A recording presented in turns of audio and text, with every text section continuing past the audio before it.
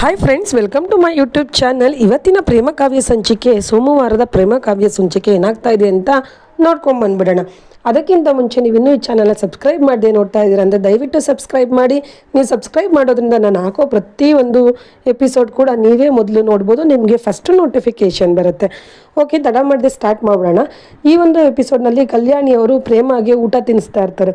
ಅದನ್ನು ನೋಡಿ ಪ್ರೇಮ ತುಂಬ ಅಳ್ತಾ ಇರ್ತಾಳೆ. ಆವಾಗ ಅವ್ರು ಕಲ್ಯಾಣಿಯವ್ರು ಕೇಳ್ತಿದ್ದಾರೆ, ಯಾಕಪ್ಪ ಆಯ್ತಾ ಇಲ್ವಾ ಊಟ ತಿನ್ನೋಕ್ಕೆ, ಸುಸ್ತಾಗ್ತಿದೆಯಾ, ಏನಾಗ್ತಾ ಇದೆ ಅಂತ ಕೇಳ್ತಾರೆ. ಆಗ ಪ್ರೇಮ ಹೇಳ್ತಾ ಇದ್ದಾಳೆ, ಏನಿಲ್ಲ ಅತ್ತೆ, ನನಗೆ ನೀವು ಇಷ್ಟು ಕಾಳಜಿ ತೋರಿಸ್ತಾ ಇರೋದು ನೋಡಿ ನಂಗೆ ತುಂಬ ಅಳು ಬರ್ತಾ ಇದೆ. ನಾನು ನಿಮ್ಮಂಥ ಅತ್ತೆ ಪಡೆಯೋದಕ್ಕೆ ಎಷ್ಟು ಜನ್ಮದ ಪುಣ್ಯ ಮಾಡಿದ್ನೋ ಏನೋ ನನಗೆ ಗೊತ್ತಿಲ್ಲ ಅತ್ತೆ. ಎಲ್ಲ ಸೊಸೆಂದಿರಿಗೂ ನಿಮ್ಮಂಥ ಅತ್ತೆನೇ ಸಿಗಬೇಕು ಅಂತ ಹೊಗಳ್ತಾ ಇರ್ತಾಳೆ. ಆಗ ಕಲ್ಯಾಣಿಯವ್ರು ಹೇಳ್ತಾರೆ, ಇಲ್ಲಮ್ಮ, ನೀನು ನನಗೆ ಮಗಳಾಗಿರೋದಕ್ಕೆ ನಾನು ಕೂಡ ನಿನಗೆ ಅತ್ತೆ ಆಗಿರೋದು. ಎಲ್ಲ ಸೊಸೆದಿರು ಅತ್ತೆದಿರಿಗೆ ಮಗಳಾದರೆ ಅತ್ತೆದಿರು ಕೂಡ ತಾಯಿ ಆಗ್ತಾರೆ. ಅದೇ ಥರ ನೀನು ಮತ್ತು ಕಾವ್ಯ ಇಬ್ಬರೂ ಅಷ್ಟೇ ನನ್ನ ಮಕ್ಕಳಿದ್ದಂಗೆ, ಸೊಸೆದಿರಲ್ಲಮ್ಮ ಅಂತ ಹೇಳ್ತಾರೆ. ಅದನ್ನು ಕೇಳಿ ಕಾವ್ಯಂಗೆ ಖುಷಿಯಾಗಿ ಕಣ್ಣೀರು ಒರೆಸ್ಕೊಂಡು ಊಟ ಮಾಡಲಿಕ್ಕೆ ಸ್ಟಾರ್ಟ್ ಮಾಡ್ತಾಳೆ. ಆಗ ರಾಮ ಹೇಳ್ತಾ ಇದ್ದಾನೆ, ಈ ಪ್ರೇಮ ಎಲ್ಲರ ಮನಸ್ಸನ್ನೂ ಕದ್ದು ಬಿಡ್ತಾಳೆ ಅಂತ. ಹೀಗೆ ಊಟ ಮಾಡ್ತಿರ್ಬೇಕಾದ್ರೆ ಪ್ರೇಮ ಹೇಳ್ತಾಳೆ, ಅತ್ತೆ ನನಗೆ ಸಾಕತ್ತೆ, ಊಟ ಸಾಕಾಗ್ತಾ ಇದೆ ಅಂತ ಹೇಳ್ತಾಳೆ. ಆಗ ಅವ್ರ ಅತ್ತೆ ಹೇಳ್ತಾರೆ, ಇಲ್ಲ ಅಮ್ಮ, ನೀನು ಇಷ್ಟು ದಿನ ಹೊರಗಡೆ ಊಟ ಹೆಂಗೆ ತಿಂದೋ ಏನೋ, ತುಂಬ ಸರ್ಗೋಗಿದೆಯಾ, ನನ್ನ ಮುದ್ದು ಊಟ ಮಾಡು ಅಂತ ಹೇಳ್ತಾರೆ. ಆಗ ಪ್ರೇಮ ನಗ್ತಾ ಇರ್ತಾಳೆ. ನಗ್ತಿರ್ಬೇಕಾದ್ರೆ ಊಟ ನೆತ್ತಿಗೆ ಏರ್ಬಿಡುತ್ತೆ. ಅವಳು ಅಂತ ಕೆಮ್ತಿರ್ತಾಳೆ. ಅದನ್ನು ನೋಡಿದಂಥ ರಾಮು ಅಲ್ಲೇ ಇದ್ದಿರ್ತಾನೆ. ಓಡೋಗಿ ನೀರು ತೊಗೊಂಬಂದ್ಕೊಟ್ಟು ಅವಳ ನೆತ್ತಿಯೆಲ್ಲ ತೆಟ್ಟು ಅವಳನ್ನ ಪ್ರೀತಿಯಿಂದ ಹಾಗೆ ನೋಡ್ತಾ ಇರ್ತಾನೆ. ಮತ್ತು ಅವಳಿಗೆ ಹೇಳ್ತಾನೆ, ನಿಂಗೆ ಅಷ್ಟು ಗೊತ್ತಾಗಲ್ವ ಊಟ ಮಾಡಬೇಕಾದ್ರೆ ನಗಬಾರ್ದು ಅನ್ನೋದು ಅಂತ ಹೇಳ್ತಾನೆ. ಆಗ ಕಲ್ಯಾಣಿಯವರು, ರಾಮು ಅವಳದೇನು ತಪ್ಪಿಲ್ಲ, ನಾನೇ ನಗಿಸಿದ್ದು ಬಿಡಪ್ಪ ಅಂತ ಹೇಳ್ತಾರೆ. ಆಗ ಪ್ರೇಮ, ಅತ್ತೆ ನಂಗೆ ಸಾಕತ್ತೆ, ಊಟ ಜಾಸ್ತಿ ಆಯಿತು ಅಂತ ಅವಳು ಕೂಡ ಹೇಳ್ತಾಳೆ. ಆವಾಗ ಅವ್ರ ಅತ್ತೆ, ಸರಿ ಅಮ್ಮ ಸಾಕು, ಊಟ ನಾನು ತಟ್ಟೆ ಎತ್ತಿಗ್ತೀನಿ, ನೀನು ಹೋಗಿ ಮಲ್ಗೋಗು ಅಂತ ಹೇಳಿಬಿಟ್ಟು ಇಬ್ಬರು ಅಲ್ಲಿಂದ ಹೊರಡ್ತಾರೆ. ಅದಾದ ನಂತರ ಇಲ್ಲಿ ಮಹಾದೇವ್ ಅವರು ರಾಮು ಕಾಲು ಎಳಿತವ್ರೆ. ಲೋ ರಾಮು, ಇವತ್ತು ನಿನ್ನ ನಡ್ವರ್ಕಲ್ಲಿ ನಾನು ತುಂಬ ಚೇಂಜಸ್ ಕಂಡ್ಲಾ. ಇವತ್ತು ನೀನು ಪ್ರೇಮವ್ರಿಗೆ ನೀರು, ಅವ್ರು ಕೆಮ್ಮುದ ತಕ್ಷಣ ನೀರು ತಗೊಂಡು ಹೋಗಿ ಕೊಟ್ಟಿದ್ದು ಕೇಳ್ತೀಯಾ, ಅವ್ರ ತಲೆ ಸಾವಿರಿದ್ದು ಕೇಳ್ತೀಯಾ, ತುಂಬ ಪ್ರೀತಿ ಕಂಡ್ಲಾ ಇವತ್ತು ನಾನು ಅಂತ ಹೇಳ್ತಾರೆ. ಆಗ ರಾಮು ಹೇಳ್ತಾ ಇದ್ದಾನೆ, ಹಂಗೆಲ್ಲ ಏನಿಲ್ಲ ಅಣ್ಣ, ನೀನು ಸುಮ್ಮನಿರೋ, ಅದು ಪ್ರೀತಿ ಅಲ್ಲ, ಕಾಳಜಿ ಅಷ್ಟೇ. ಅವ್ರು ಕೆಮ್ತಾ ಇದ್ರಲ್ಲ, ನೀರು ತೊಗೊಂಬಂದು ಕೊಟ್ಟೆ ಅಷ್ಟೇ, ಅದರಲ್ಲಿ ಏನಿದೆ ಅಂತ ಹೇಳ್ತಾನೆ. ಆಗ ಮಹಾದೇವ, ಇಲ್ಲ ಕಣ್ಲಾ, ನಮ್ಮ ಕಡೆ ಇದನ್ನು ಕಾಳಜಿ ಅನ್ನಲ್ಲ, ಪ್ರೀತಿ ಅಂತಾರೆ ಅಂತ ಅವ್ನು ಕಾಲು ಎಳಿತಾ ಇದ್ದಾನೆ. ಅದಕ್ಕೆ ರಾಮು ಹೇಳ್ತಾ ಇದ್ದಾರೆ, ನನಗೆ ಅವಳ ಮೇಲಿರೋದು ಬರೀ ಸ್ನೇಹ ಅಷ್ಟೇ, ಇವತ್ತಿಗೆ ನಾಳೆಗೆ ನಾಡಿದ್ದಿಗೂ ಯಾವತ್ತಿದ್ರೂ ಅವಳು ನನ್ನ ಬೆಸ್ಟ್ ಫ್ರೆಂಡ್ ಅಷ್ಟೇ ಅಣ್ಣ ಅಂತ ಹೇಳಿ ಅಲ್ಲಿಂದ ರಾಮು ಕೂಡ ಹೊರಡ್ತಾನೆ. ಆಗ ಇವನು ಅಂತ ಇದ್ದಾನೆ ಮಹಾದೇವ, ಅಲ್ಲೋ ರಾಮ, ನಾನು ನಿನ್ನ ಚಡ್ಡಿಗೆ ಗುಂಡಿ ಹಾಕತ್ತವಿಂದನೂ ನೋಡ್ತಾ ಇದ್ದೀನಿ, ನೀನು ನನ್ನ ಹತ್ರನೇ ಡವ್ ಮಾಡ್ತೀಯೇನೋ ರಾಮ ಅಂತ ಅವನು ಹೇಳ್ತಾ ಇದ್ದಾನೆ. ಅಂತ ಹೇಳ್ಬಿಟ್ಟು ಸುಮ್ಮನಾಗ್ತಾನೆ. ಇಲ್ಲಿ ರಾಮು ನಗಾಡ್ಕೊಂಡು ರೂಮಿಗೆ ಬರ್ತಾನೆ. ಅದನ್ನು ನೋಡಿದಂಥ ಪ್ರೇಮ, ಯಾಕೆ ರಾಮು ನಗ್ತಾ ಇದೆಯಾ ಅಂತ ಕೇಳ್ತಾಳೆ.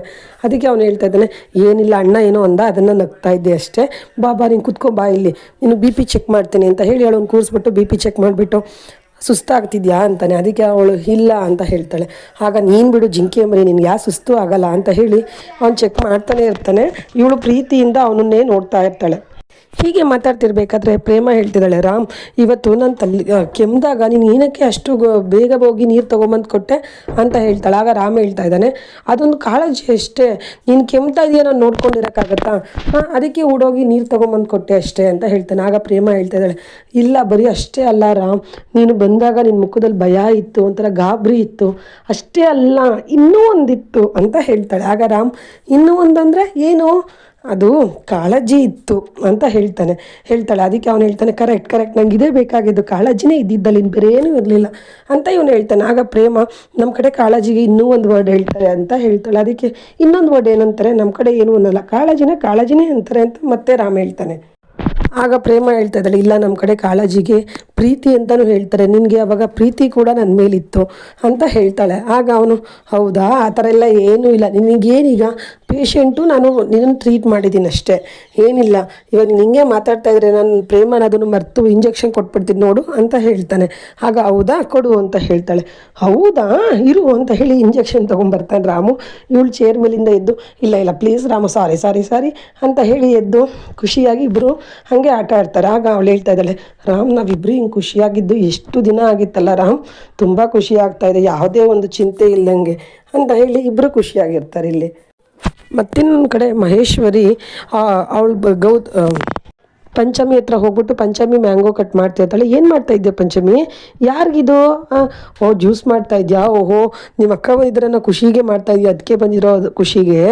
ಮಾಡು ಮಾಡು, ಅದು ಹೆಂಗಾದರೂ ಆಗಲಿ ಪಂಚಮಿ, ನನ್ನ ತಮ್ಮ ಕಿಟ್ಟಿ ನಿನ್ನ ಮುಟ್ಟಾಗಿ ಬಂದರೆ ನೀನು ಬೆಂಕಿ ಥರ ಆಡ್ತೀಯ ಅಂತಲ್ಲ, ಯಾಕೆ ಅರ್ಥ ಮಾಡ್ಕೊ. ನೀನು ಅವತ್ತು ಕಷ್ಟದಲ್ಲಿದ್ದಾಗ ನನ್ನ ತಮ್ಮ ನಿನಗೆ ಬಾಳು ಕೊಟ್ಟಿದ್ದಾನೆ, ಈ ಮನೆ ಮರ್ಯಾದೆ ಉಳಿಸಿದ್ದಾನೆ, ಎಲ್ಲ ಮಾಡಿದ್ದಾನೆ.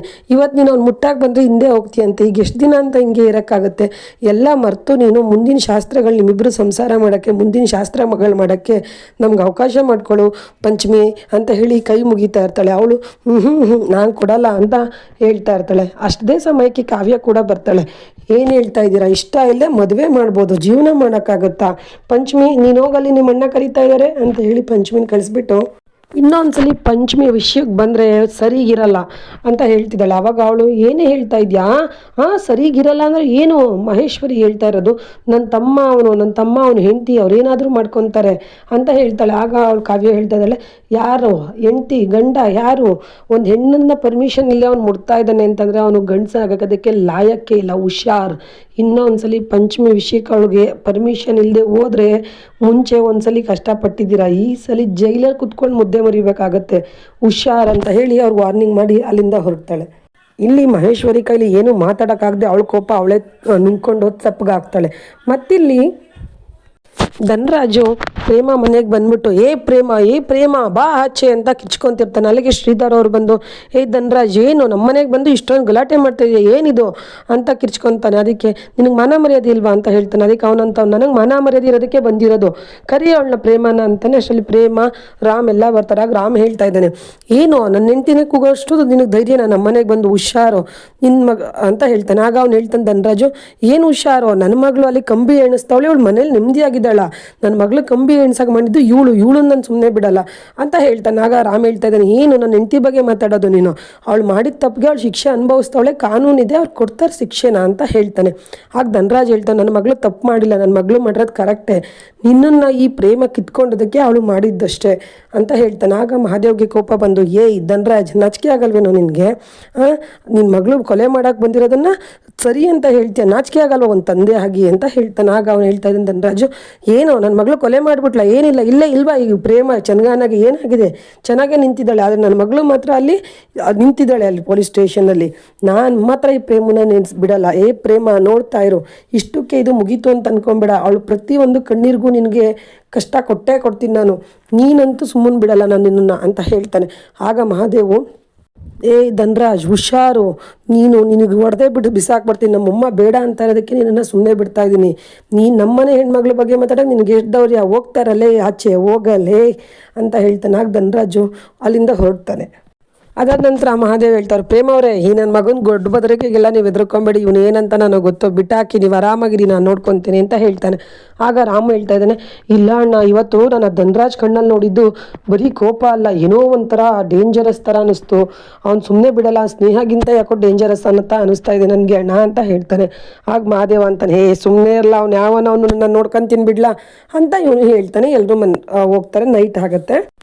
ಪ್ರೇಮ ಬಟ್ಟೆ ಮಡಿಸ್ತಿರ್ಬೇಕಾದ್ರೆ ಅವಳಿಗೊಂದು ಡೈರಿ ಸಿಗುತ್ತೆ. ಆ ಡೈರಿನಲ್ಲಿ ಅವಳೇ ಬರೆದಿರ್ತಾಳೆ, ರಾಮ್ ಬರ್ತಡೇ ಅಷ್ಟರಲ್ಲಿ ನಾನು ಇಷ್ಟಪಡ್ತಾ ಇದ್ದೀನಿ ಅಂತ ನಾನು ಪ್ರೂವ್ ಮಾಡಬೇಕು, ಇಲ್ಲಾಂದರೆ ಕಲ್ಯಾಣಿ ಅತ್ತೆಗೆಲ್ಲ ನಿಜ ಹೇಳಿಬಿಟ್ಟು ನಾನು ಇಲ್ಲಿಂದ ಹೊರಟೋಗ್ಬೇಕು ಅಂತ ಬರೆದಿರೋ ಡೈರಿ ನೋಟ್ ಸಿಗುತ್ತೆ.